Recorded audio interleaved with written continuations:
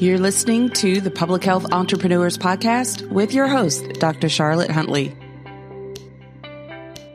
Greetings, everyone, and thank you for joining me on this episode. I'm so glad you decided to tune in, and I'm going to share with you my thoughts on a topic that comes up every now and again for established entrepreneurs who are looking to scale and grow their business and trying to figure out what the next level looks like or will look like for them. So just as an introduction, in case you are tuning in for the very first time, I'm Dr. Huntley, and I'm a public health entrepreneur. I have over 25 years of experience in healthcare and in public health, and I have really enjoyed this journey, retrospectively speaking, because there were always parts that I enjoyed while going through it in real time. But I've really spread my wings, and I've supported a lot of entrepreneurs along the way, which is how we got to this podcast. So I'm excited to share with you on this podcast topics that are of interest to public health entrepreneurs at this intersection of public health and entrepreneurship, which doesn't quite seem to go together, but it really does. All right. So I'm really focused on thinking about established entrepreneurs at this point. So you may be a consultant and you've been in business for a little while, long enough to have established a few clients. You've generated some revenue. You're probably busy and you're trying to figure out, well, how is this scalable? How do I grow beyond this? And how do I turn this into something that I really want? And that's what I want to talk about just for a few moments with you and share a couple of things for you to consider. First of all, I think that it's worth noting that if you are at that point where you feel a little overwhelmed, that happens quite a bit. You kind of get to a point where you grow, you're busy. At first, you're looking for that first client or that next client. And then you get to that point, you pick up some momentum and you've got some clients and you're really busy and you're trying to do all these things and figure out, what the next steps are. And you're trying to figure out how to turn it into what you want. Sometimes we have our own doubts about, or our misconceptions really, about what the next steps are for us. We'll say, when you start out, you may start out as a solopreneur, you're doing all the things yourself. And you're like, I don't want to bring anybody into my business because I don't know if I can trust anyone. And, you've built it all up. You've got the system, you know what to do. And you're like, I don't know that anyone else would do this the way that I do it. I can't really trust them to show up the way that I show up. And if I turn it over to someone else and they drop the ball, then I'm messed up. I've got to start all the way over. And if any of this is some of the thoughts that have run through your mind, you're not alone. But sometimes people will go through that and they'll put up a block and decide, I'm not going to hire help in my business because I don't want to manage a bunch of people. I don't want to have to trust a bunch of people and people let you down. And I don't know that it'll be done with this level of quality that my clients need. And sometimes those things will have you put up a wall and say no to something that you really have never experienced on the good side. And you haven't fully explored the potential of that. And you're just saying no based on what you think it might be or what you're afraid of. And I'm just encouraging you to be a little bit more open to the possibilities. And you may explore it and decide, okay, I'm not really going to have that kind of a structure. Or you may decide exactly what team members you want to have. Some of you already know, I want to have a team because I don't want to be doing all this by myself. And then some of you just don't know yet. And it's okay. That's the first thing to remember. It's okay. In this walk, I think it's interesting to note that you often won't know what you want or need or like or don't like until you really try it. So I encourage you to be open.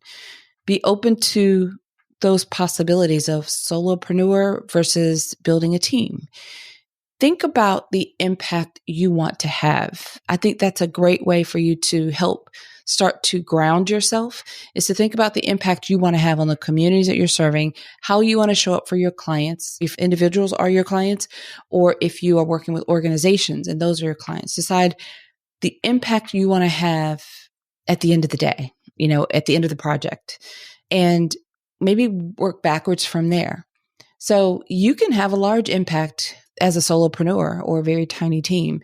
And you can do the same with a large team. So it's really about the impact you want to have. And it's almost like a reframing and thinking about, okay, this business is not who I am. It's what I created, but it's not me. So separating yourself from your business is kind of difficult to do at the beginning because you created it and you built it and it's, it's part of you.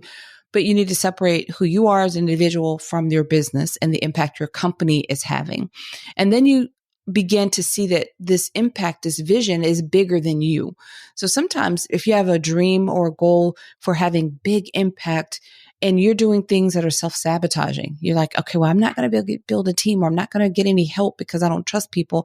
Then you're almost putting up a wall between what you're able to do now and the potential of what you really want to have happen in the future. Does that make sense? So one of the things that I think is to just kind of remain open instead of saying a hard no to something that you really haven't experienced or tested out or really explored objectively. Maybe just instead of saying no, you can start to explore it. You can consider it. You can be open to it, and at least exploring a little bit more objectively before you decide that it is no. Maybe try it out or test it out before you decide it's a hard no. And then another thing, like I said, is to think about the impact that you want to have. I want to recommend a book that I found. I have a lot of books that I've read or listened to on Audible. I'm a fan of listening to audiobooks, and I listen to a lot of books on Audible. And sometimes I will decide that because I walk a lot and I'm really active, so I can get a book in if I'm walking and listening to a book. And if I decide that that's, I'm learning a lot from that, it's really helping me, I would then order the hard copy, and then I can go through it and mark it up. And that's just what works for me. Some people go straight to the hard copy. Some people stay with Audible or some combination. But this book happens to be great on Audible and hard copy. So either way, whatever works for you. But it's called Built to Sell. And I am sorry, I don't have the author for you. But it's a short, let me see if I can look it up while I'm talking to you, actually. If you listen on Audible, it's a short kind of a listen. It's told in story, which I really like. It's the story of how, even though you may not have a plan or desire to sell your business, and that may not even be the objective for you, but then I wasn't thinking about that when I read the book. It is a great book to help you to niche down and to find a focus for how you can scale a business.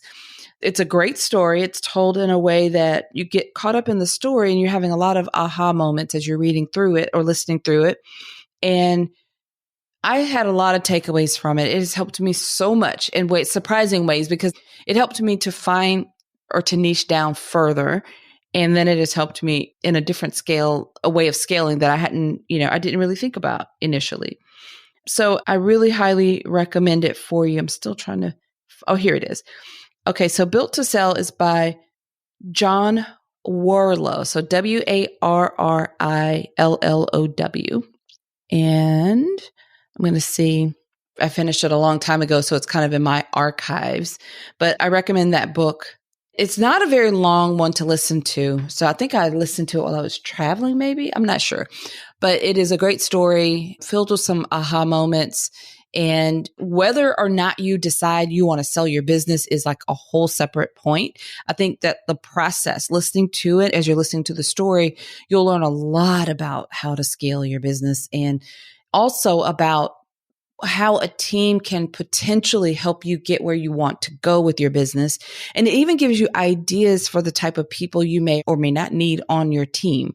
So it was recommended to me by my coach, and I highly recommend it to all of you listening who have a business. Even if you haven't started yet, it may be helpful as you think about what you want to do.